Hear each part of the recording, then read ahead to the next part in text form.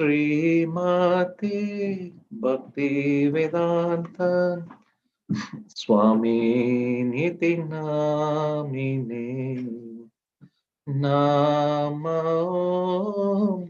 Vishnu Padaya Krishna Pristhaya Bhutale Srimati Bhakti Vedanta Swami Niti Namine Namo Vishnu Padaya Krishna Prasthaya Bhutale Srimati Bhakti Vedanta Swami Niti Namine Namaste Saraswati Devi Gauravani Prajapati Nirvishesha Shudhavadi Pastimes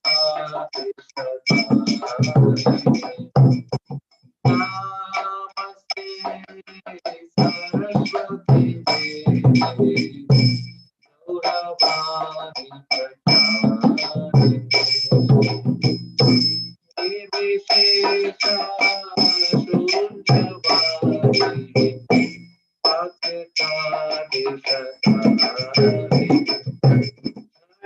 Hare Krishna,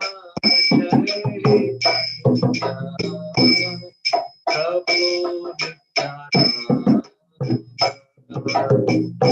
Shri Advaita Gadadara Srivasadi,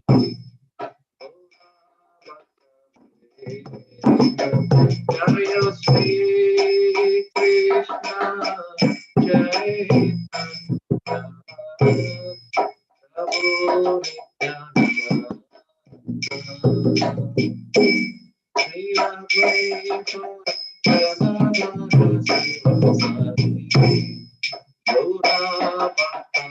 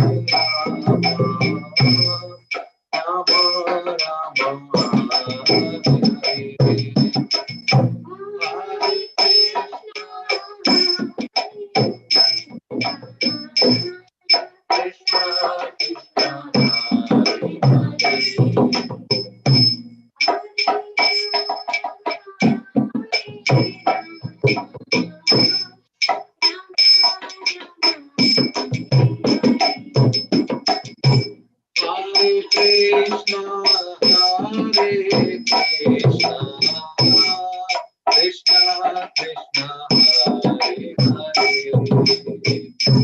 Hare Rama, Hare Rama,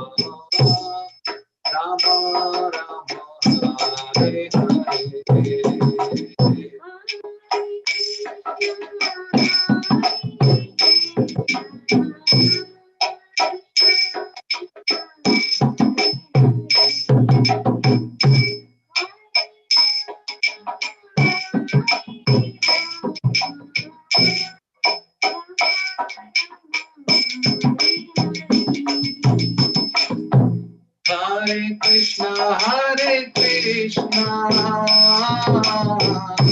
Krishna Krishna, Hare Hare, Hare Rama, Rama Rama, Hare Hare,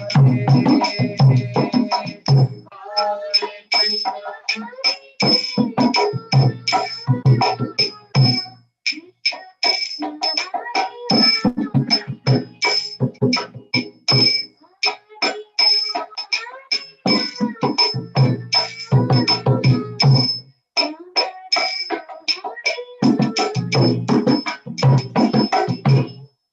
Hare Krishna,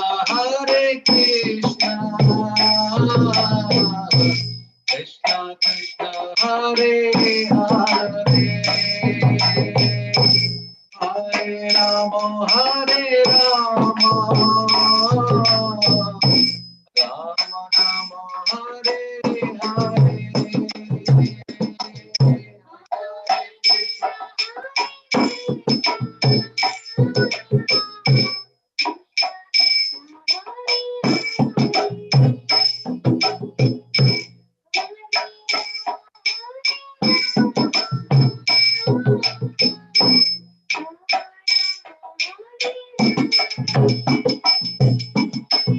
Hare Krishna, Krishna Krishna, Hare Hare, Hare Ram, Ram Ram, Hare Hare.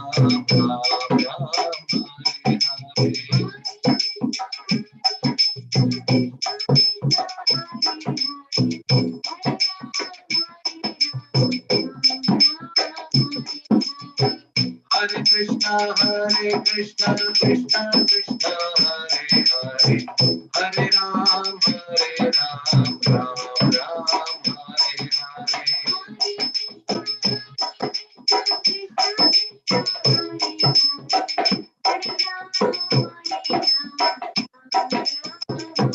Jayo Radha, Gadavara Radha,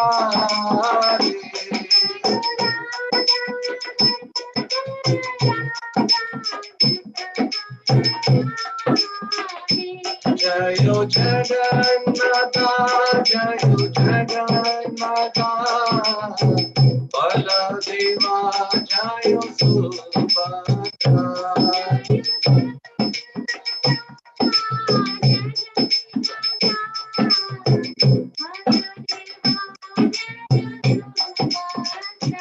Nitai Gaura Hari Bol, Hari Bol, Hari Bol, Nitai Gaura Hari Bol.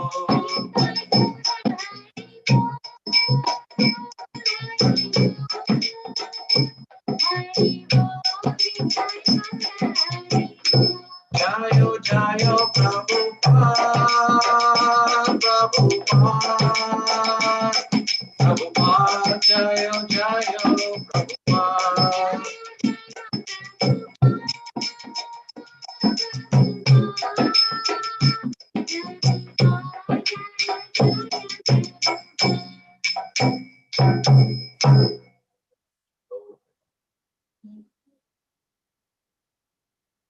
Hare Krishna devotees. Welcome all everybody for the Sunday Feast program from Mr. Columbus. This is another wonderful Sunday. We are meeting here today.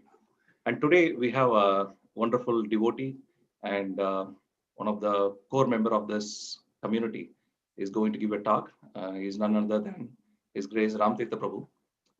And everybody would have known about Thirtha Prabhu, those who are be in Columbus. So Thirtha Prabhu is one of the key member of this community, and he is serving the deities and the devotees for almost like 2 decades now. So he's an excellent devotee, and he has services in every aspect of this temple's day-to-day running aspects. So right from the deity dressing, Prabhupada dressing, and festival coordination, he's part of the temple council, and he's one of the board member of this community.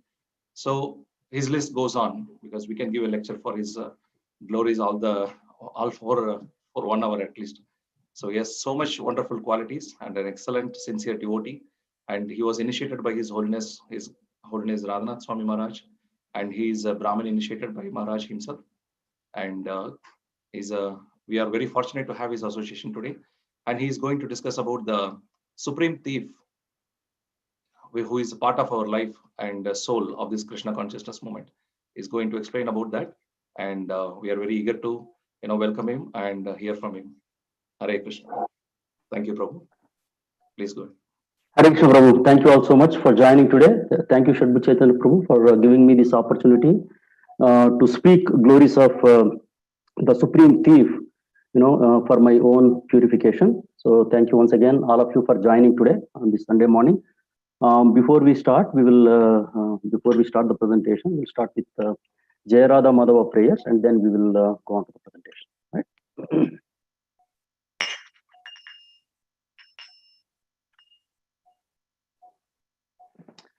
Jaya Radha Madhava Kunja Vihari Gopi Jana Vallabha Girivaradhari. Jaya Radha Madhava Kunja Vihari Gopi Jana Vallabha Girivaradhari. Yashodanandana Braja Jana Ranjana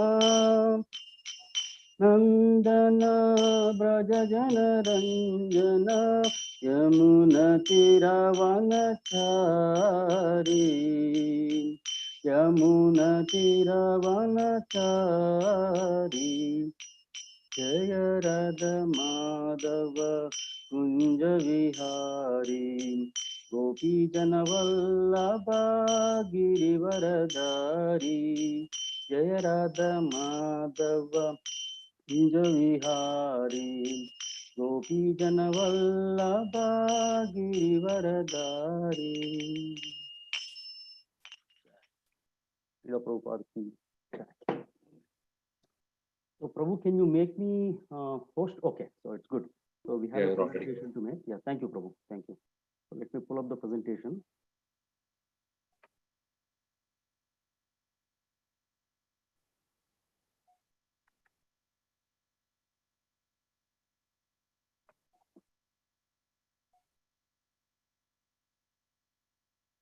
One second. Share my screen, please.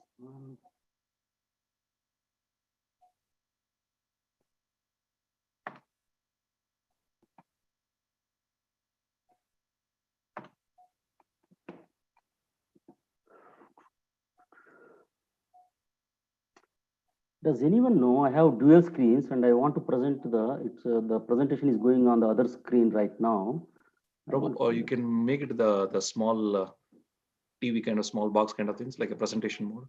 Yeah, so yeah, that's what I did. Let me see that again.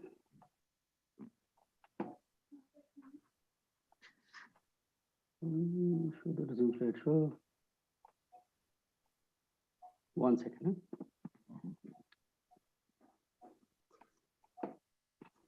Maybe I think I should turn off the dual monitor thing, because. Or Prabhuji, you can move the PowerPoint to the monitor that is showing. Yeah, the actual PowerPoint is on the main screen where where I'm showing right now. But when I click F5 to start the presentation, it's going to the other monitor. We did see it for a second, but we saw the presenter view. Prabhu. Yeah. 1 second, let me see. Hit Windows P, Prabhu. Yeah, Prabhu. Hit Windows P on your keyboard. Sorry, Prabhu, what is that? Windows P. Yeah. And on the right side, you say duplicate. I didn't understand that. And Windows key, I pressed Windows key, and then? Windows and P as in pastime. Okay. You'll see the right side menu. Hit on duplicate. Oh, that's what you're saying. Okay. So now you hit F5. But that will give 2. Okay, let's do this. I think this should work. Give me 1 second. Yeah. Good, Prabhu. Okay. Yeah, we're just seeing the slide now. Only the slide. Yeah, basically what I did, I just changed it from dual screen to single screen. That way everything is coming onto this screen. Yeah, it will be nice. But my notes is on the other screen, so I don't know. Let's see. Let's see how it goes. Okay. Welcome all of you. Thank you all for joining. Sorry for the technical difficulties. So today I have chosen the topic pastimes of the supreme thief. We have heard so many stories about some thieves from our history. There are very popular thieves here, and there are some books also written on them, how what kind of things they did, and how they escaped from the prisons, and how cops caught them, and etc etc. So many things we have heard. So today I thought inspiration from Chaurashtakam. We just completed Purushottama month. We celebrated Purushottama month for a month, and it just ended last Friday. And during Purushottama month, we recited a wonderful composition, a very beautiful, sweet composition by Bilvamangal Thakur. So it is called Chaurashtakam. So the presentation today, whatever I am giving, is because of the inspiration I got from that composition, or from the Ashtakam, Chaurashtakam. So let's jump into the pastime. Before that, I would like to offer my respectful obeisances to my spiritual master. Om Jnana Timirandasya Jnananjana Shalakaya Chakshuran Militam Yena Tasmai Sri Gurave Namaha. I was born in the darkness of ignorance. My spiritual master opened my eyes with torchlight of knowledge. I offer my humble respects and obeisances to him.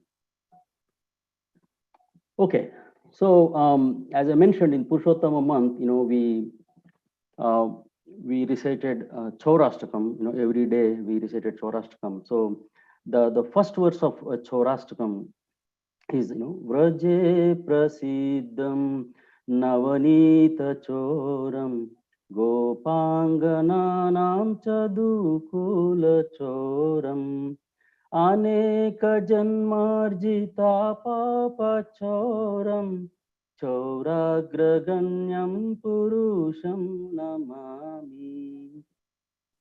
So let's first discuss the profile of the supreme thief. What is his profile? What kinds of things this supreme thief Krishna steals? So this particular verse, Bilvamangal Thakur says, I offer my respectful obeisances to the foremost of thieves, Chauragraganyam. Chauragraganyam is the foremost of thieves, who is famous in Vraja, Vraje Prasiddham. So he is very famous in Vraja. As what? Navanita Choram. Navanita means butter. So he is very famous for stealing butter. So he steals butter. And what else he steals? And he steals Gopangananamcha Dukula Choram. So Gopangananamcha. So he steals the clothes of gopis. And also, not only that, he steals the hearts of all the devotees.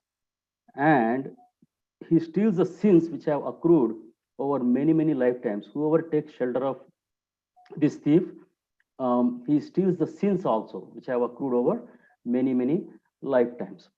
So how he steals the butter, and what kind of activities, what he did when he was a small child in Vrindavan, a small baby in Vrindavan. Let's discuss some of the pastimes of this supreme thief. So he is known as Makan Chor, or butter thief. Krishna appeared 5,000 years ago in Gokul, in Vrindavan, and he enacted so many beautiful pastimes when he came here to attract all the devotees and all the conditioned living entities. That's the reason he appeared here. And Vrindavan is known as Madhurya Dham. Krishna enacted very beautiful, sweet pastimes. And the main mood in Vrindavan is Madhurya Leela. Entire thing is Madhurya. Krishna, everybody, many people knows God's greatness, but Krishna exhibited his sweetness, the most sweetness in Vrindavan pastimes. Krishna exhibited Madhurya in Vrindavan. That's why it is called complete Madhurya in Vrindavan Dham. That's why Vrindavan is also called Madhurya Dham. And then Dwaraka, once he went to Dwaraka as a king, he exhibited his Aishwarya. That's why the opulence or the greatness, that's what he exhibited in Dwaraka Leela. So that's why Dwaraka is called Aishwarya Dham. And in Madura, he exhibited both mixture of Madhurya and Aishwarya. So in Vrindavan, the devotees of Lord Krishna, or the gopis and gopas, they don't even realize that Krishna is God, because of with the Yogamaya potency, Krishna, acted like an ordinary child. And extraordinary. So, for example, if an ordinary person, does something extraordinary, we speak about that, right? And it's a big news everywhere, So, but when Krishna, the Supreme Personality himself, is an extraordinary personality, when he does ordinary activities, they are very, very glorious. They are very sweet, So when Krishna came 5,000 years ago, he enacted very sweet butter stealing pastimes and so many other pastimes in Vrindavan with gopis and gopas. So one of the very sweet pastime is butter stealing pastime. Very memorable pastime is butter stealing pastimes of Krishna, right? So as we all know, Krishna likes butter. As a small baby, Krishna, he used to go to different gopis' houses and he used to steal butter from their houses.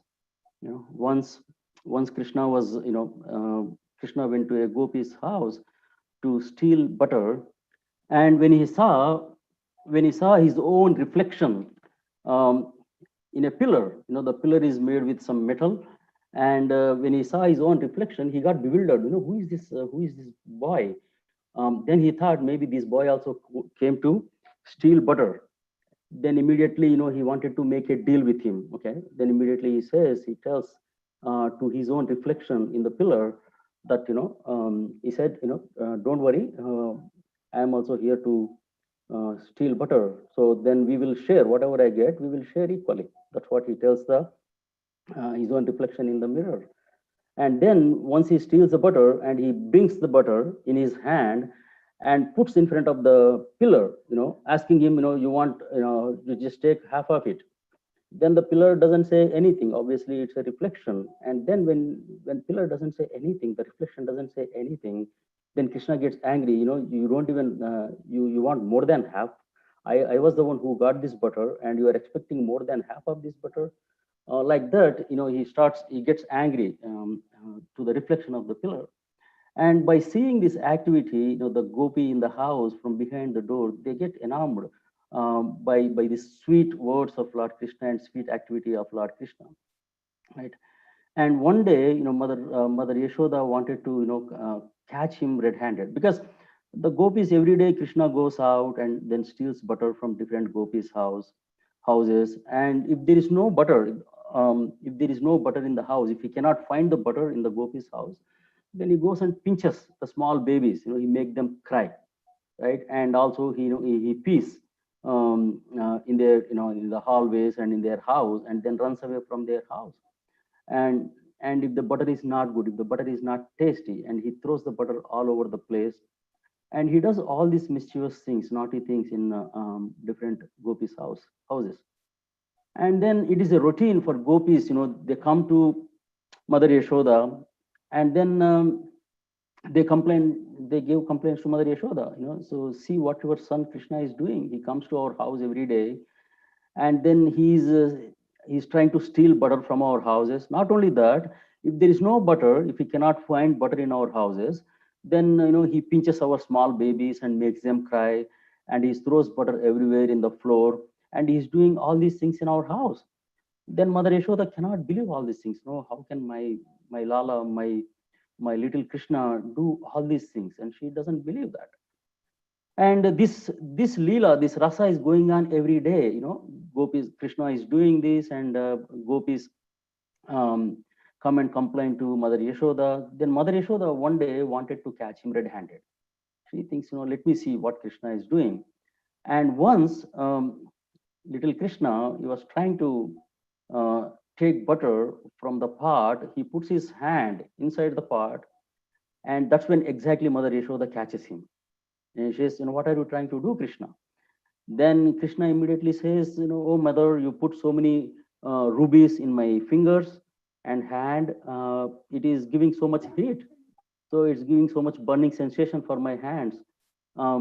So because if I put my fingers in my hand in the butter, my fingers in the butter, it will have the cooling effect, cooling and soothing effect. That's the reason I'm putting my fingers in this butter. That's how he covers it up immediately. And Mother Yashoda, by seeing little Krishna's intelligence, then she becomes very, very extremely happy by seeing such kinds of things from Lord Krishna. And Krishna and Balram, as a small children, they play with the calves. They hold the tails of the calves. They just hold the tails of the calf and they scare them. Immediately the calf starts running, and they along with the calf. Since they are holding the calf's tail, they get dragged on the streets of Vrindavan. So they are full of dust in Vrindavan. And their bodies full of dust.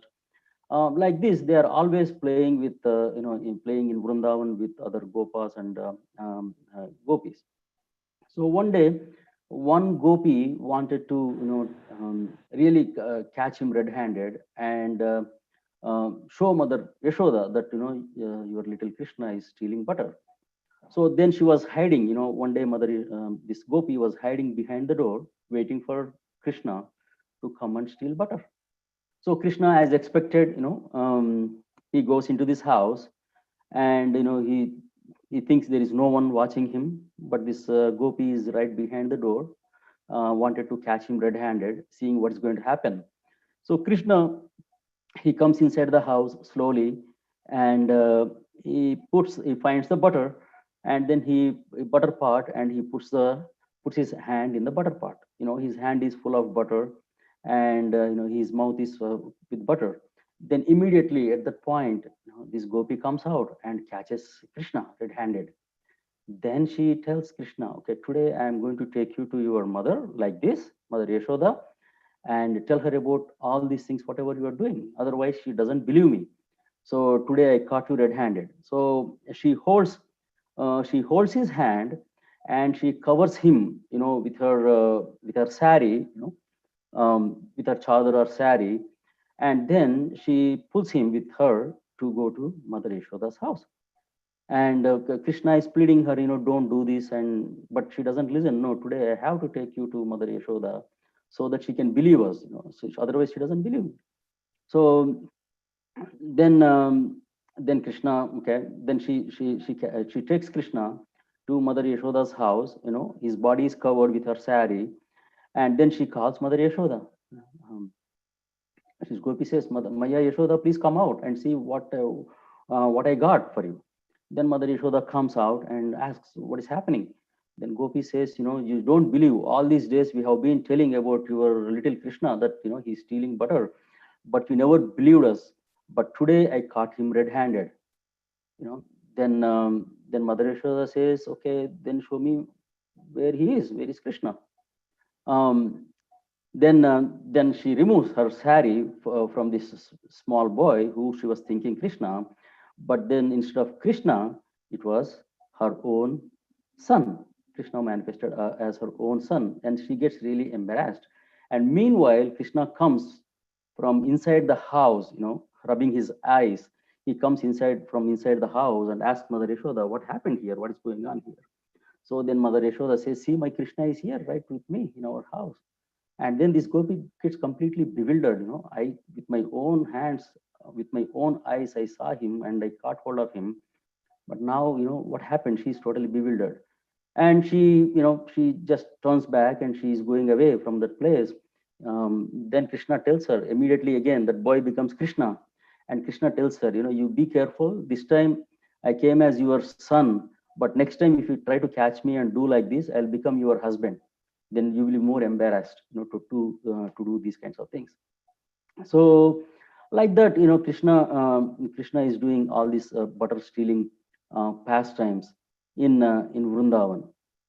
And also, Krishna steals steals the hearts of gopis, hearts of his pure devotees and the devotees, whoever is worshiping him with love and devotion. So Krishna, if somebody is really serious and very sincerely wanting to see Krishna, he definitely appears for them. In Vrindavan, every day when Krishna is going out to graze the cows, to take the cows for grazing, everyone in the Vrindavan, even blind men, even blind people, they come out to see Krishna, to see Krishna, what is going on, to see the beauty of Krishna. So an entire Vrindavan is talking about Krishna. They want to see Krishna. They want to, enjoy the activities of Krishna, pastimes of Krishna. That is the mood of Vrindavan. And there is one gopi who got married just 4 days before, and she really had a very strong desire to see Krishna's beauty. She really wanted to see him face to face. She heard about Krishna's beauty, but she wanted to see him face to face. She's newly married, bride, and the both mother-in-law and sister-in-law, they tell her, you don't come out of the house. There is a black snake, in this area. Once that snake bites you, once you are bitten by the snake, you will not recover. You will be completely, unconscious in that, intoxicated by that. And they don't let her come out. And she pleads, so please, at least once, I just want to come out. But then they say, they both mother-in-law and sister-in-law, they both warn her. They both give a strong warning to this newly married gopi not to come out, just stay inside the house. But they really want to see, the mother-in-law and the sister-in-law, they really want to see. They have the strong desire to see Krishna. So when Krishna was about to come out, come out on the streets with a calf and with his friends, and everybody, all the gopis are coming out of the houses to see the beauty of Krishna, Everybody was looking at Krishna and mesmerized by beauty, right? And this mother-in-law and the sister-in-law of the newly married gopi, they closed the door, and they also came out on the street to see Krishna. And this newly married gopi, she really wanted to see Krishna, right? That's why. But again, she's scared of mother-in-law and sister-in-law, because they may chastise her if she comes out. So she just opened the door very little bit, just she can peep, or she can look at Krishna through the crack of the door. And she was standing inside the door. And Krishna also, of course, Krishna knows everything, what is going on in each and every living entity's heart. He is Paramatma. He knows what is going on. So to fulfill the desire of the gopi, who really wanted to see Krishna, then as he was approaching the house of that gopi, then he does something to the calf, as if calf understands what the intention of Krishna. The calf immediately, slips out of his hand and then runs towards the house of the gopi. And this calf goes right in front of the door, and the gopi didn't have an option than opening the door, because of the calf came right there. Then Krishna, he just went to the gopi's house, in front of the house, to get the calf, and also to see the gopi and fulfill the desires of the gopi. So whoever sincerely wants to see Krishna, Krishna is available for them. Krishna immediately goes, and they can see Krishna face to face. So that's how Krishna fulfills the desires of all the gopis and his devotees, right? So Krishna loves butter so much, loves so much. So once on his appearance day, birthday, Mother Yashoda tells him, it is very auspicious to worship a calf, a she calf, So you go and get a she calf, and then you have to worship her on your birthday. Then Krishna reluctantly says, okay, didn't want to go out, but then, reluctantly, since his mother is telling him to go, then he says, okay, I will go and get a calf. Then he goes out, and he was finally finds a she calf, and he brings that calf. He is bringing the calf. On the way, he smells a sweet butter smell coming out of fragrance coming out of a gopi's house. As soon as he smells butter, then as we can expect, he cannot move out of that place. He immediately wants to get the butter from the place, but the butter pot is really high. He cannot reach the butter pot on his own. So then what he does, he doesn't find anything, he doesn't find any stool or anything like that, to get onto the stool or some height to catch, to get the butter. So then he thinks, okay, anyway, I have this calf. I think if I stand on this calf, I can get this butter. I can reach the butter pot. So he immediately, gets onto the calf.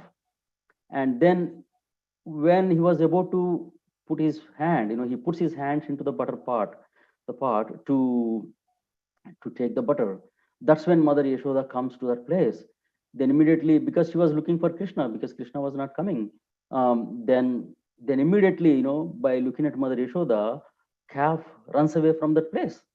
Now look at Krishna's situation. Krishna, as a small baby, is dangling to the butter pot. He cannot get down, and the calf is gone. So now his hands are in the butter pot, and he's dangling. He's hanging to the butter pot, and he started crying for help. So then Mother Yashoda says, what are you doing here? Why did you even try to do these kinds of things? I'm not going to help you. I'm going to go away from this place. Then Krishna cries even louder to seek help of Mother Yashoda, so that Mother Yashoda can bring him down. So then finally Mother Yashoda goes there and brings him down. So like this, Krishna was performing his butter stealing pastimes in Vrindavan.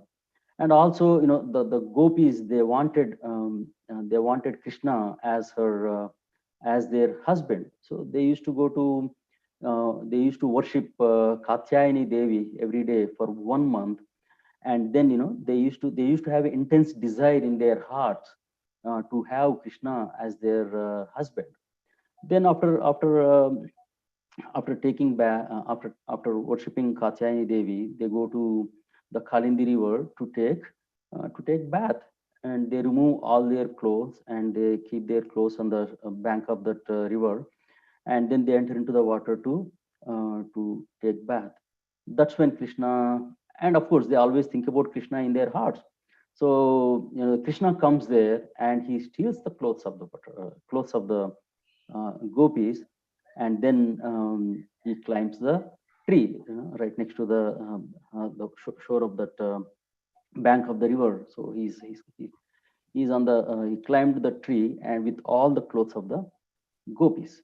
Then when gopis wanted to come out, then their clothes are not there on the bank of the river anymore, and they were wondering where the clothes are gone. But then Krishna from the top of the tree, and he tells, I have all your clothes. If you want your clothes, you just come out and take the clothes from me. And the gopis, they are shy. They are shy. They argue with Krishna. How can you do this? You came from a very nice family, cultured family. How can you take our clothes and do like this? And they plead Krishna to get the clothes back, asking him to give the clothes back. And Krishna says he's not going to give. He says, only when you come out from this water, then only I will give you the clothes. Then finally, gopis say, if you give us the clothes, we will do whatever you want us to do. We will do it. Then Krishna says, anyway, you are telling me, you are promising me to do whatever I want. Then why don't you just come out and take the clothes? So finally, they come out one by one, and Krishna hands over Krishna understands their devotion, and Krishna appreciates their love and affection for himself, and then he hands over the cloths to them. He enacts this pastime because to fulfill the desires of all the gopis, that they want to have Krishna as their husband.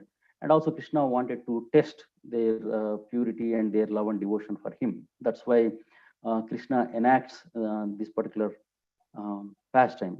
There are so many other things that are mentioned by acharyas, but that is briefly, that's why Krishna does this particular pastime. Okay.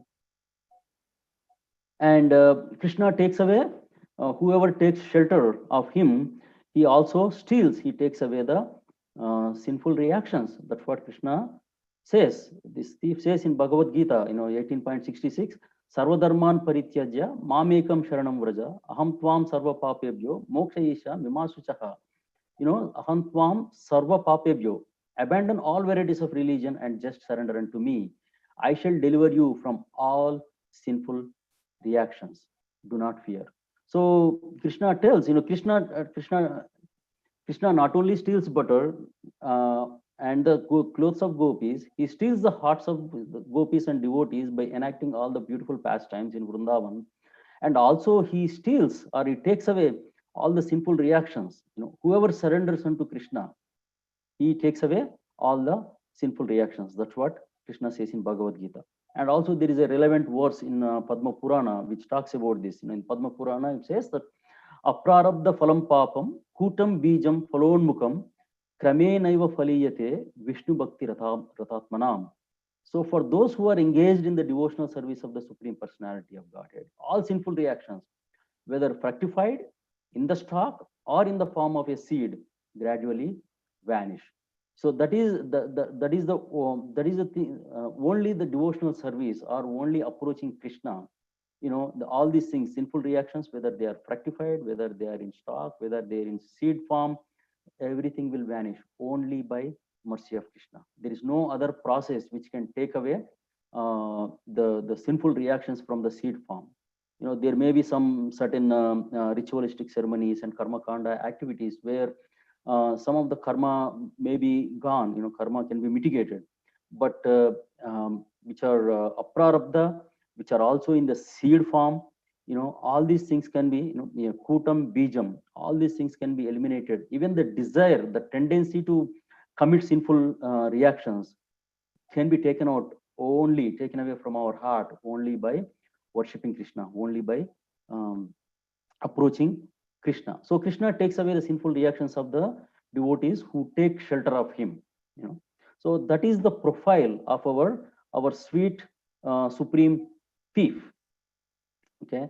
Now let's see some of the qualities of the supreme thief. What happens? What does he do? What else does he do? So this is again from Chaurashtakam, verse 6. It says, Chinatsi goram yamapasha bandam binatsi bhimam bhavapasha bandam Chinatsi sarvasya samasta bandam naivatmano bhakta kritam tu bandam. Says, you cut the terrible noose of Yamaraj, you sever the dreadful noose of material existence, and you slash everyone's material bondage, but you are unable to cut the knot fastened by your own loving devotees. And so these are some of the qualities of our supreme thief. He can cut, Krishna can cut, Lord Krishna can cut the terrible noose of Yamaraj, and he can sever the dreadful noose of material existence, and he slashes everyone's material bondage. But he can do everything, but he is unable to cut the knot fastened by his own loving devotees. So what is the pastime that immediately comes into our mind when we think about this last line of this particular verse? He says, you are unable to cut the knot fastened by your own loving devotees. What is the pastime that comes into our mind? In another 2 weeks, we are going to celebrate, another auspicious month, Kartik. Month of Kartik is coming. Damodar month is coming in 2 weeks. So we are going to sing Damodar Ashtakam every day. That is a pastime where Mother Yashoda, chased Krishna and bound him to a grinding mortar, where Krishna was unable to cut that knot fastened by Mother Yashoda. Right. So we'll discuss that pastime a little bit. And before that, let's try to understand, some pastimes from for the first two statements, cutting the terrible noose of Yamaraj and the noose of material existence. So let's see. So the first one, as soon as we think about cutting the noose of Yamaraj, the pastime that comes into our mind from Bhagavatam is Ajamil. Ajamil pastime, Ajamil, and most of you may be knowing the pastime of Ajamil. I will not go too detail into the pastime, but I'll just give some highlight of it. That way people can understand what we are talking about. So Ajamil was a very, very wonderful, born and raised in a very wonderful Brahmin, pious Brahmin family, and he was doing all the things properly. But then because he saw a prostitute on the street embracing another man, then he gets degraded, and then finally he marries this prostitute, and then forgets everything. He stops doing all these the Brahminical activities and the devotional services and everything. He stops doing all these things, and he falls down like that, because of the attraction for the prostitute, right? And he begets many children, and the last child, he names the last child Narayan, right? And then finally on the deathbed, when he was about to die, because of the strong affection for his last small child, and he immediately calls out, when the Yamadutas are coming to take him, he calls out the name of his last sweet child, Narayan, because he was very, very attached to that last child. So when he calls out Narayan, then immediately Vishnu Dutas enter into the scene, and then they stop Yamadutas from taking Ajamil to the hellish planets. So they save him from going to hellish planets, because Ajamil called out Narayan's name without any other intentions. So Vishnu immediately reciprocated. So he could save Ajamil from Yamaraj. Right? There is another pastime, wonderful pastime in this regard. How who saved somebody from Yamaraj is this one. When Krishna and Balram were small children, they went to Sandipani Muni's ashram, to learn from Sandipani Muni, right? And they learned all the arts, 64 arts in 2 months. Every day they used to finish one art. So they finished learning everything. For normal, ordinary human beings, learning each art takes several months and years. But Krishna and Balram, they could easily finish learning all the arts skillfully within 2 months. By seeing their ability, Sandipani Muni and his wife, they were really mesmerized by this, and they know that they understand that these are not ordinary children. Krishna and Balram are not ordinary children. And after completing their this thing at Sandipani Muni's ashram, they wanted to offer Guru Dakshina to Sandipani Muni and his wife, Guru Mata. Then Krishna asks Sandipani Muni, we have learned from you. Please tell us how we can serve you back, how we can pay you back. Guru Dakshina, what can we give you? Then Sandipani Muni says, since he understands that these are not ordinary children, Sandipani Muni says, tells them about their son. Their son was, they tells them, our son was playing at the shore of Prabhasa ocean, Prabhasa Kshetra, and this ocean taken away our son. So if you could bring our son back, that's how you could pay the Guru Dakshina. Then immediately, Krishna and Balram, they get onto the chariot and they go to Prabhasa Kshetra, this ocean. And as soon as they get down from that chariot, immediately Samudradev, immediately he appears there with folded hands, and he pays obeisances to Krishna and Balaram, and asks them, what can I do? How can I serve you, my Lord? You tell me anything, I will do it. See, this is the same Samudradev in his previous, when Krishna came as Lord Ram, he did not respond to Lord Ram's request for 3 days. Lord Ram wanted to cross over the ocean and asked Samudradev to give away to Lanka, but then Samudradev did not respond for 3 days. When Lord Ram got angry, when he took his bow and arrow and said, I'm going to dry you up with just one arrow, then immediately Samudradev came and assisted Lord Ram in Treta Yuga. So he remembers that he remembers that mistake, whatever he did. So then this time he doesn't want to make the same mistake. So he asks Krishna and Balram how he can assist them and what kind of service he can do. Then Krishna tells him, we are here because our guru's son, Sandipani Muni's son, is in the ocean. You took away Sandipani Muni's son, so return him back. Then the ocean says, yeah, I saw that child here. He was playing in the shore, but I did not take him. There is a demon called Panchajanya. There is a demon called Panchajanya. He's living in this ocean. He killed, he took Sandipani Muni's son. So I know exactly where he is. He lives under the sea. This so and so is the location. So you can go and get him. Then Krishna immediately, goes under the ocean and he finds Panchajanya. Panchajanya is in the form of a conch. He gives a punch and immediately Panchajanya dies right there. He kills Panchajanya, but he could not find the child in the conch. So then he understands that the child is with Yamaraj. So he comes out of the ocean. He picks up the Panchajanya, the conch. He comes out of the ocean and tells Balram, okay, let's go. The child is with Yamaraj, so let's go to Yamaraj. Then they go to Yamaraj. From the outside of the planet, hellish planets, where Yamaraj was there. Then he blows the conch with a tumultuous sound. That sound, whatever is associated with Krishna, whether you hear the sound of conch, whether you hear the sound of flute, whether you take prasad, whether you take darshan of Krishna, it is very, very soothing and purifying to the heart.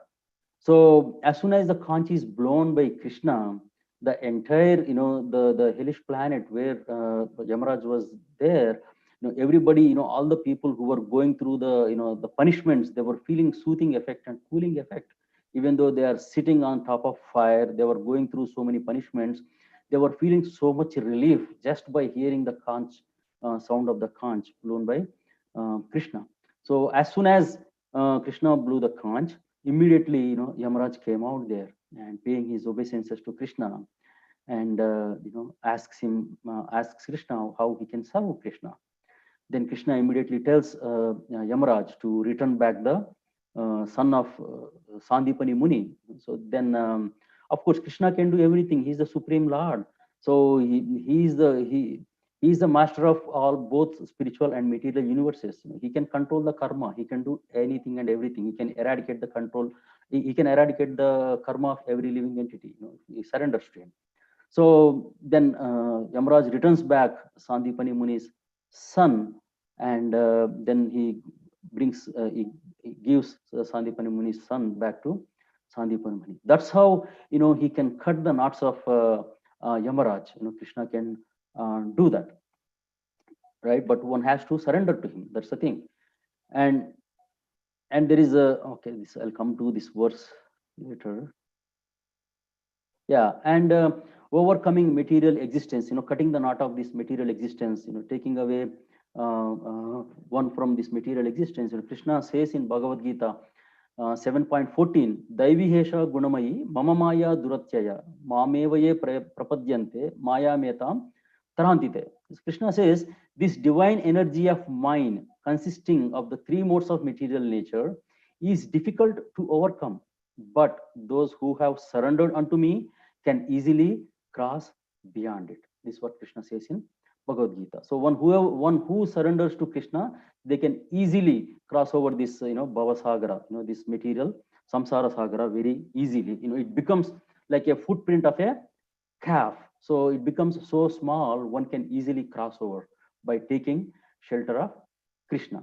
So this is the another quality of Krishna. And the third one is the verse says you are unable to cut the knot fastened by your own loving devotees.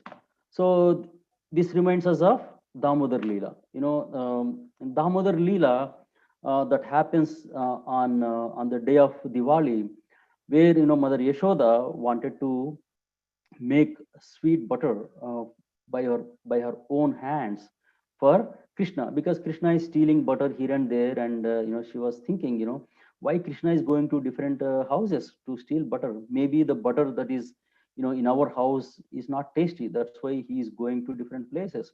So why don't I make butter with my own hands? And she decides to make butter on the day of Diwali. When all other gopis and gopas are busy with preparing for the Indra Puja. So the next day is Govardhan Puja. So right.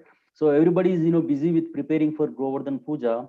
I mean, basically for Indra Puja. Then later on, Krishna enacts this pastime of Govardhan Puja, right? So, and Mother Yashoda wanted to make butter by her own hands. So Krishna was sleeping in a room, and this is early morning. Mother Yashoda, starts churning yogurt to make butter for Krishna. As she was churning the butter, and she was thinking about Lord Krishna's beauty, the small Krishna's beautiful form, his lotus eyes, the lips, and curly hair, blackish, bluish, blackish complexion of Lord Krishna. So she was thinking about the beautiful form of her little Krishna and churning the yogurt to make sweet butter. And while she was churning, it was giving a very, very nice music, like kartals and drums, as the churning is going on. And she was singing songs about Krishna in that happiness.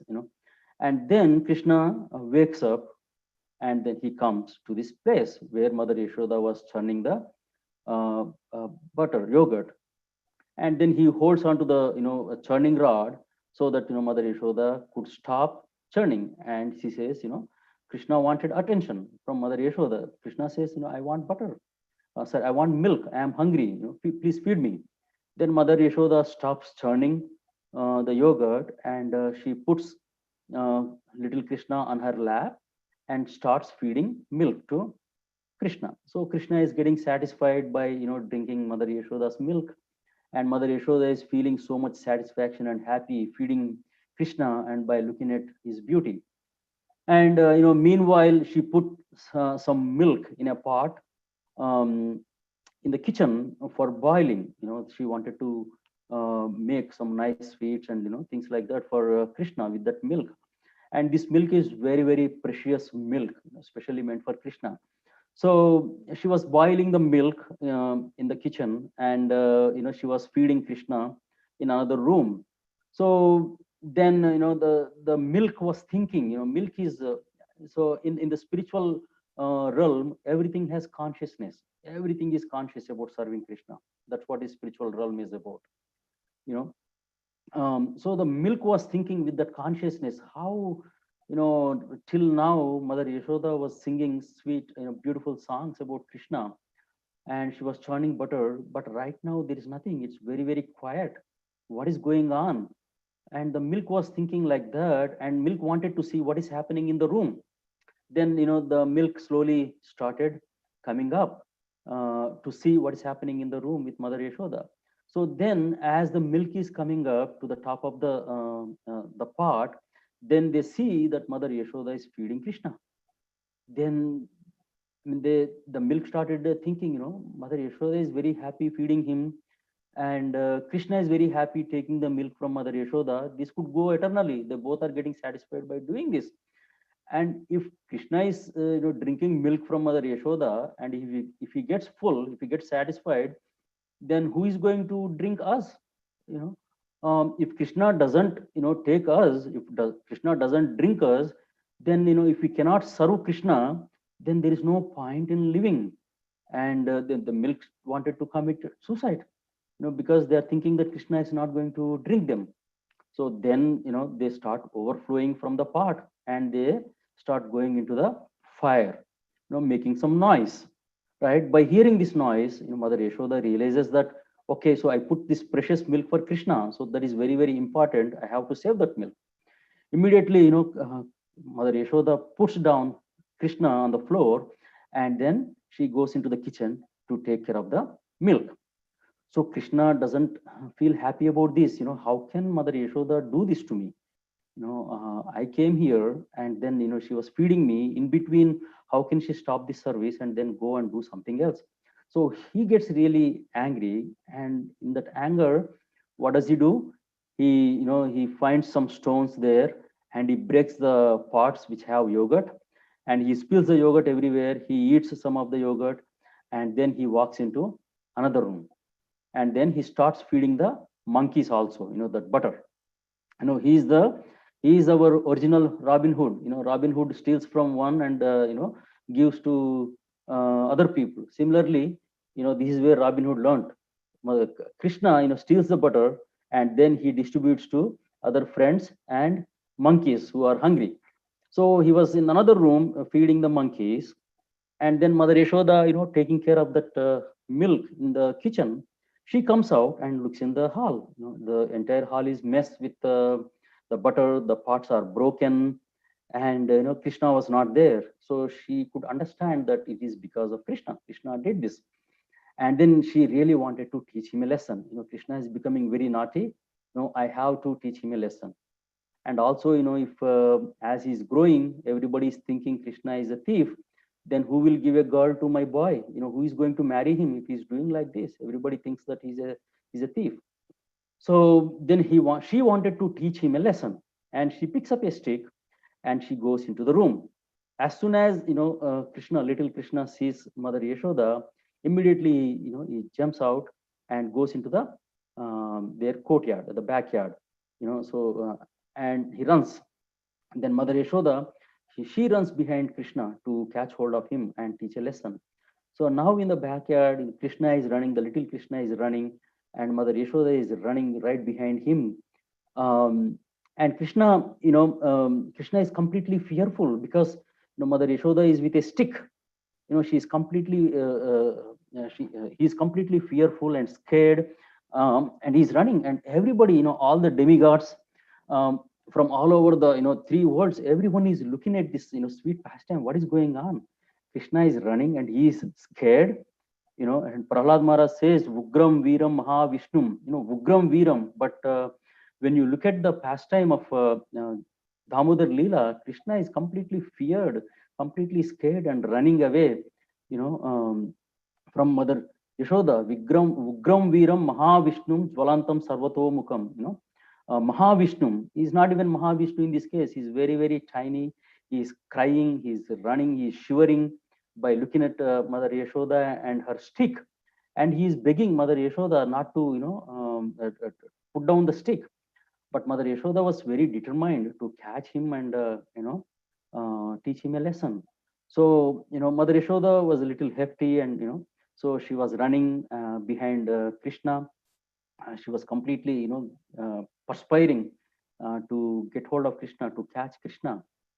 And there are so many details behind Damodara Leela, that itself can take few hours, for us to discuss right now. But so finally, by looking at the, determination of Mother Yashoda, by her devotion and love and affection of Mother Yashoda, little Krishna decides to surrender to Mother Yashoda. So finally, he gets caught by Mother Yashoda. So Mother Yashoda, gets hold of him, and then she wanted to tie Krishna to this grinding mortar because he was sitting on the grinding mortar. He was taking help of the grinding mortar to steal the butter. So she thinks even the grinding mortar is a culprit for all these things. So that's why she tries to bind Krishna with a rope, and she tries with one rope. She was not able to tie him up. Like that, she tries multiple. Entire Vrindavan brings all the ropes available in Vrindavan, but she was not able to tie him. But she did not want to give up. So, but Krishna finally, because of his mercy, um, mercy potency, then he allows himself to be tied by Mother Yashoda. So finally, Mother Yashoda binds him, ties him with a rope. That's how his name is Damodar. Dama means rope, Udar means belly. So that's how he's known as Damodar. So and then she goes inside. Then Krishna was not able to untie the knot by Mother Yashoda, because Mother Yashoda, with so much devotion and love, she tied this knot. So even his friends, Gopas, come and try to help Krishna there, but even they could not untie that. So that's the power of Vatsalya Ras. So in this particular verse, Bilomangal Thakur is saying he is able to cut the knot of Yamaraj, and he is able to you know deliver everyone from this material bondage, but he's not able to cut the knot of cut the knot by his wonderful devotees, right? And there is a beautiful verse in Gopal Champu in this regard. I recently heard this from one of the lectures of Haripashad Prabhu, and thanks to Rukmini Mataji also. I could not find this verse on internet, but then I asked her and she gave me this. So it says, Aho Rajasi Choranam, Chorastvat Pitra Gotraja, Itadi Achakalan Mata, Shishuna Gavya Chorina. So Gopal Champu is by Jiva Goswami. So here he's saying, so when Mother Yashoda was trying to bind Krishna, there was some argument, back and forth arguments between Mother Yashoda and Krishna. There, Mother Yashoda is chastising Krishna by saying, you indeed are the king of all thieves. Krishna immediately retorted back by saying, thieves belong to your father's family lineage, not mine. Because Mother Yashoda's grandfather, one of the forefathers, one of the forefathers' name is Chora something, I don't remember the exact name, but it starts with Chora. So that's the reason Krishna tells, thieves belong to your family lineage, but not mine. So there was some argument between them like this. It is quoted in Gopal Champu. I thought it's very sweet to know that. Okay. So those are the qualities of Lord Krishna. So now, we know the profile of this thief. We know what are some of the qualities of this thief. Then, how to catch him, how to attract, what attracts this thief so that we can catch him and we can bind him. We can put him in the jail. We can put him in the prison house of our heart. Again, the speciality of the supreme thief, usually thieves don't tell, how they can be caught. They don't tell, if you do this, I will get caught. They don't tell that. But our supreme thief, our supreme Lord is, so sweet. He gives us how to catch him. He gives us indications. He gives all the information how he can be caught. So he says in Bhagavad Gita, 18th chapter, verse 55, Bhaktya mam abhijanati yavan yaschasmi tattvataha tato mam tattvato jnatva vishate tadhanantaram. He says, one can understand me as I am, as the Supreme Personality of Godhead, only by devotional service. And when one is in full conscious of me by such devotion, he can enter into the kingdom of God. So Krishna says here, what attracts him or how he can be caught, how to get, his attention, how to reach him. It clearly says that only by devotional service, only by bhakti yoga. That is the only way one can understand Krishna, or one can attract Krishna's attention right away. There are 9 devotional processes. Any one of the devotional process one does perfectly, one can reach Krishna. Out of those, the foremost is Sravanam and Kirtanam, hearing about Krishna and singing the glories of Krishna, hearing and chanting the glories of Krishna.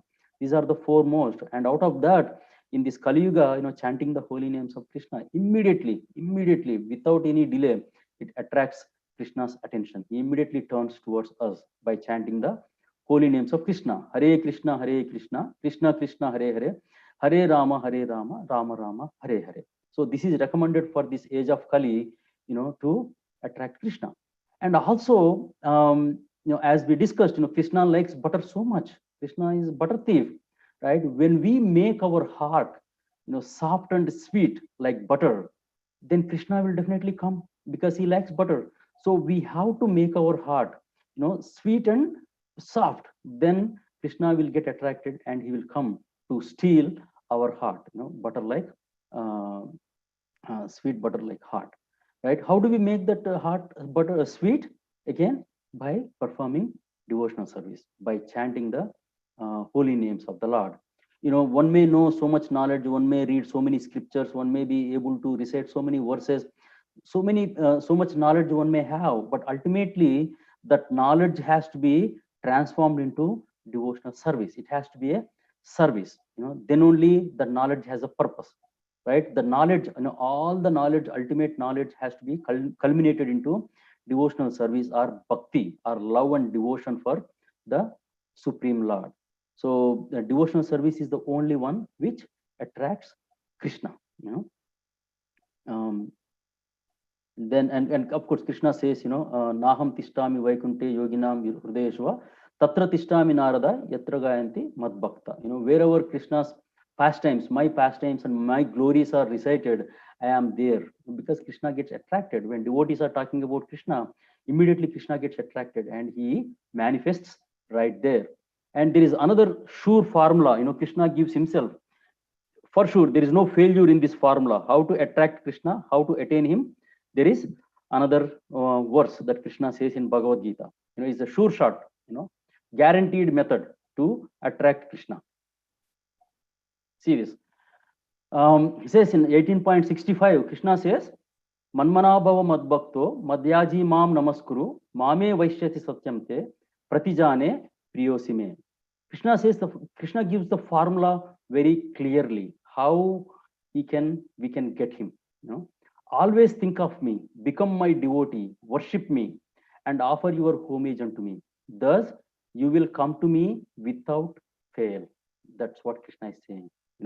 One has to always think about Krishna, smaranam, become my devotee and worship me, offer your homage unto me. I promise you this because you are my very dear friend. So Krishna is giving, entire formula how to catch him, how to get hold of him also. Krishna is very, very sweet. He's a wonderful, sweet Lord. He's telling everything how to get hold of him. So these are the two things one has to remember. Manmana bhava madbhakto madhyaji mam namaskuru mame vaishyati satyamte pratijane priyosime. And the previous verse where we discussed bhaktyamam avijanati. Only by devotional service one can attract the attention of Krishna and we can get hold of him, right? We can catch him. And once we catch him, once we have this, exclusive kevala bhakti, exclusive, devotional service to Krishna, Krishna is expecting that. He says, Mamekam Sharanam Vraja, Mamekam. He says, only me, exclusive devotion to Krishna. He doesn't want, today Krishna, tomorrow Sai Baba, day after tomorrow some other demigod. He doesn't say that. Exclusive devotion to Krishna. That's when it's a complete surrender. That's how we can catch Krishna, right? And also, Srila Prabhupada says in Krishna book, chapter 90, he says that the transcendental pastimes of Supreme Personality of Godhead Krishna are so powerful that simply by hearing, reading, and memorizing this book Krishna, one is sure to be transferred to the spiritual world, which is ordinarily very difficult to achieve. The description of the pastimes of Lord Krishna is so attractive that it automatically gives us an impetus to study repeatedly, and the more we study the pastimes of the Lord, the more we become attached to him. This very attachment to Krishna makes one eligible to be transferred to his abode, Golok Vrindavan. So Srila Prabhupada very clearly saying, how we can get attraction for Krishna, how we can develop that by hearing pastimes. There is Srimad Bhagavatam. There are so many wonderful, wonderful scriptures.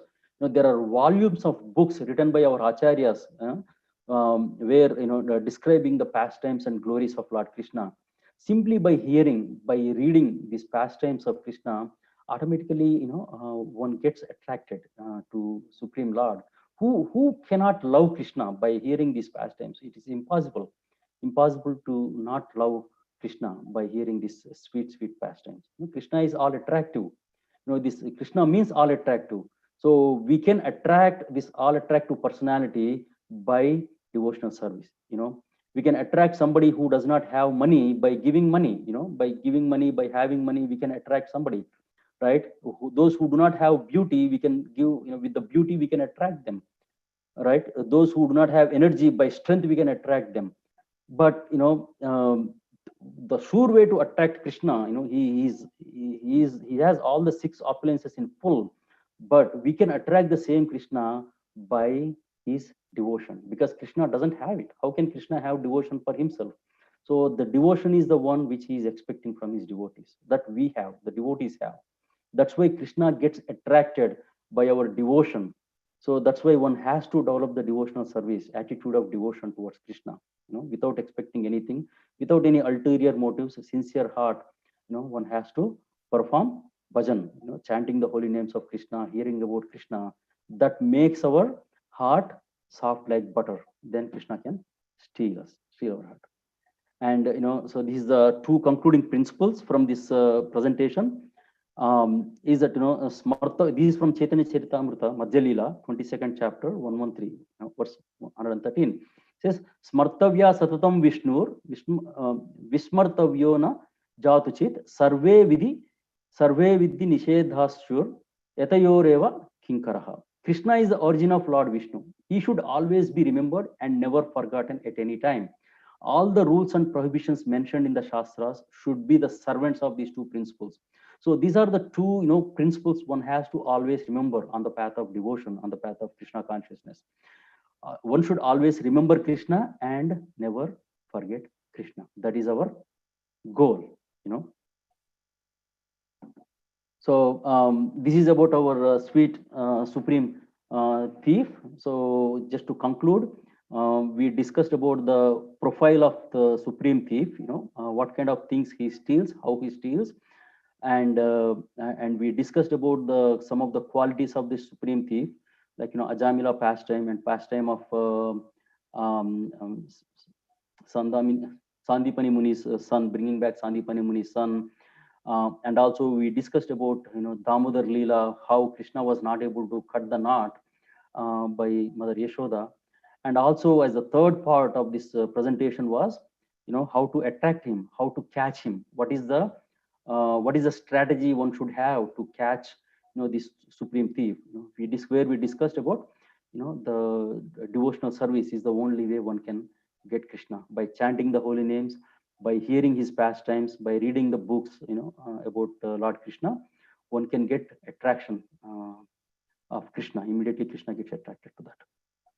So I will end here. If you guys have any questions or comments, we can discuss. Thank you, Ram Tiguru, for a wonderful class. Thank you, Prabhu. What is, if you have any questions? Prabhuji, this is Chandrabhanu Das. Thank you very much, Prabhu. This is a wonderful class. Thank you, Chandrabhanu Prabhu. Hare Krishna. Any comments, questions, or any corrections, Chandrabhanu Prabhu?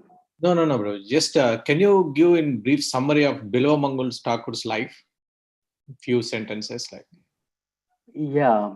Bilwa Mangal Thakur. Okay, Bilwa Mangal Thakur is a very, very wonderful, exalted devotee. In his previous life, Bilwa Mangal Thakur's previous life, he was at the stage of Bhava, like 1 level below the 9 stages of devotion. He was at the stage of Bhava. He was very, very exalted devotee in his previous life, right? And he always used to recite, he always used to conduct Bhagavat Saptas. He used to teach Bhagavatam. He used to recite Bhagavatam in the entire village. He used to invite many people and he used to feed them, for this Bhagavat Saptas. And of course, Bilwa Mangal Thakur at the time, he did not have a lot of money, but whatever he had, whatever the wealth he had, whatever the resources he had, he used to feed all these people, whoever come for Bhagavat Sapta Kathas. But then he ran out of the money once for Bhagavat Sapta, and he really needed money for that, to feed all these devotees, whoever is coming there. And he did not know what to do. So then, he searched everywhere. He tried to get some money everywhere, some donations everywhere, but he could not get anything on the day. So then as he was walking, in a crematorium, they were about to cremate the king's daughter, very, very rich king. They were about to cremate the daughter of the king.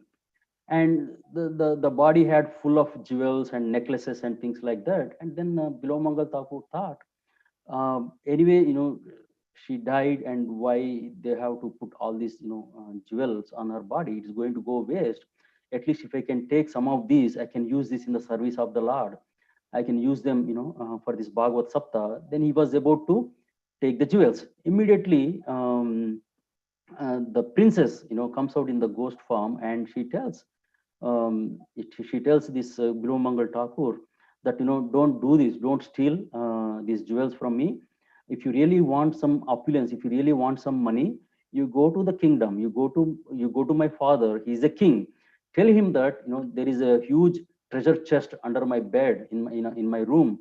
So he will believe you, then he will give you the money for your Bhagavad Sapta. Then Bilomangal Thakur, goes to the king, and then tells this, and then immediately king, he gives the charity, he gives a lot of donation to Bilomangal Thakur. Then he comes and uses that money for this Bhagavad Sapta and feeds all these Brahmins and other devotees.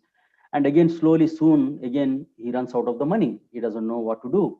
So this time again, instead of going back to the king, he thinks, he goes and steals some jewelry from that place, from the crematorium. Then when he steals that, then the princess gets really angry, and she curses Bilomangal Thakur. I told you not to steal, but you still did this. And then she curses him to fall down. That's how he falls down, because of the curse by this princess. So in the next life, this princess becomes a prostitute named Chintamani. She born as Chintamani, and then Bilomangal Thakur gets attracted to this prostitute so much that, he was always thinking about, this Chintamani. Even on the day when his father passed away, even before completing the final rites, he wanted to meet Chintamani. There was a huge storm going on. And then finally, somehow or other, he crosses the river, and then he meets Chintamani. Then Chintamani gets really surprised. There's a huge storm going on, and you have so much love for me. In this storm you came, and he jumped on, and it was not easy to come there, swimming through the river, and doing all that. And and actually her building, the gate was closed, so he had to jump the wall. So his body was full of wounds, blood was, he was bleeding. So in that condition, he goes to Chintamani. Chintamani gets really surprised. You have so much love. If you had this much love for Krishna or Vishnu, that's when his heart transforms. Just one incident is enough to bring back the old the devotion that he had for Lord Krishna. Then he realizes his mistake, and then he becomes a pure devotee after that. Then he leaves everything. He leaves the attraction for Chintamani, and then he starts, glorifying Lord Krishna, and starts doing the devotional service again. Resumes his, and in fact, he resumes the devotional service. Then once he was going in a forest, then he sees one sadhu family, and then he gets attracted by the sadhu's wife. And then he tells sadhu, so that I am attracted to your wife. Can you please send your wife? So even though he wanted to change, but because of that attraction, he asks like that to that sadhu. Then that person, because Bilomangal Thakur is in a sadhu dress, he says, okay, that's fine. If that's what you want, that's fine. And he tells his wife to go and serve Bilomangal Thakur. But then when she comes, he immediately realizes his mistake, that it is because of his eyes, he's having all this material attraction. When his wife comes, the person's wife comes, he asks, do you have your hairpins? Please give me your hairpins. She doesn't understand. She didn't understand why he's asking for hairpins. He takes the hairpins from her, and then he pokes, he plucks his eyes, both eyes, with the hairpins. and he becomes blind. Bilomangal Thakur becomes blind because of that act. And then he becomes a, then he becomes a pure devotee, and then he starts going towards Vrindavan, through the forest. And he was asking for help from many people, and they just give some direction, and then they are not really helping much. Then he was with his deep devotion, and he wanted to really go to Vrindavan. Then Krishna himself manifests as a small child in front of Bilomangal Thakur, and he holds the hand of Bilomangal Thakur and takes him towards Vrindavan. As the Vrindavan is approaching, then little Krishna disappears from that place. That's when Bilomangal Thakur realizes that it was none other than Krishna. So that's how Bilomangal Thakur is a very, very exalted devotee, and he wrote Krishna Karnamrita, very beautiful scripture, and also Braje Prasiddham Chaurashtakam, and there is another beautiful composition. I don't know the entire song, but Govinda Damodara Madhaviti, something that I don't know. But it's a very, very sweet composition. There are very, very beautiful songs composed by Bilomangal Thakur. So that is in brief, Chandramanu Prabhu, about Bilomangal Thakur. No, thank you very much, bro. I don't know all the details. Yeah, thank you. Yeah. It's very sweet, especially this particular the Chaurashtakam.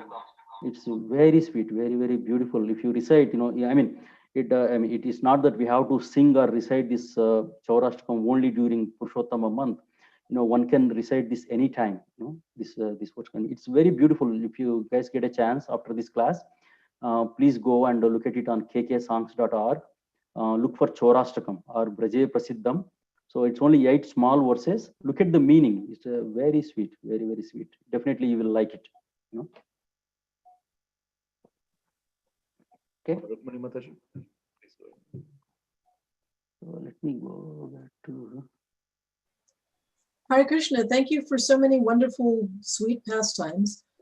I just had one comment, which was about another verse of the Chauragraganya Purushashtakam, which was verse 7. Manmanasa tamasa rashi ghore karagrihim dukkamaye nibadha labasva he chora hare chiraya swachorya doshochitam eva dandam. So then Bilomangal Thakur is saying that my heart is very dark. It's full of darkness and misery. It's like a miserable prison house. So for a long time, Hari, take this punishment, spend this punishment for your crimes of thievery by being in my heart. So it's a very, very sweet verse, and also it's very reassuring, because I know that my heart is also very, dark. But even though I have a dark heart, still I can that if I follow in the footsteps of Bilomangal Thakur, then I can have the Lord in my heart. So that's a very sweet thing about this song, that in my heart full of darkness and misery, still I can imprison the Lord. Thank you, Mataji. Yeah, it's a beautiful song, and also a prayer for all of us to recite. Yeah, thank you for sharing that. All the 8 verses are actually 8 verses in that Chaurashtakam are beautiful. Each verse we can talk for hours. I just picked only two verses from there which are relevant for this particular presentation. So thank you. Any other comments? I heard Kalindi Sundari Mataji raised hand. Yes, Mataji. Okay. Hare Krishna, Prabhu. Thank you. Places my humble obeisances, all grace to Srila Prabhupada. Thank you for your wonderful class. I have a question. I'm just keep wondering, where is Bilomangal Thakur's samadhi? Hare Krishna, Ujjwal Nitai Prabhu. Thank you for hearing this class attentively and asking this question. Actually, I also don't know where is the samadhi of Bilomangal Thakur. I can do some research later on after this class, and I will get back to you. Is that okay? I will tell your mom, Kalindi Sundari Mataji, after this class. I will do some research on that. I don't know. Yes. Good question. Thank you. Thank you, Mataji. Thank you. Any other comments or questions at this point? It's a wonderful class, and my son like your class, full of story. Keep giving class, please. Yeah, and I also like stories more than philosophy.